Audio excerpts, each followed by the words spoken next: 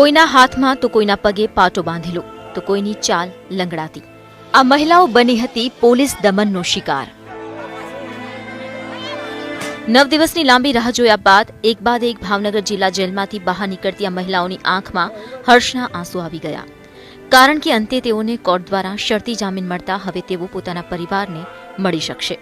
તો બીજી તરફ પોતાના અપંગ પુત્રોને એકનો એક આધાર એવા ગવુબહેન 9 દિવસ સુધી જેલમાં એ ચિંતામાં જ રહ્યા કે તેમના પુત્રની દેખરેખ કોણ કરશે, કારણ કે ના તો તે ખુદ જમી શકે છે કે ના તે ખુદ હરીફરી કે કુદરતી હાજતે જઈ શકે છે। કંઈક રહેમ કરો તેવા શબ્દો સાથે અપંગ પ્રવીણની માતાએ પોલીસ અને સરકાર પર શાબ્દિક પ્રહાર કર્યા।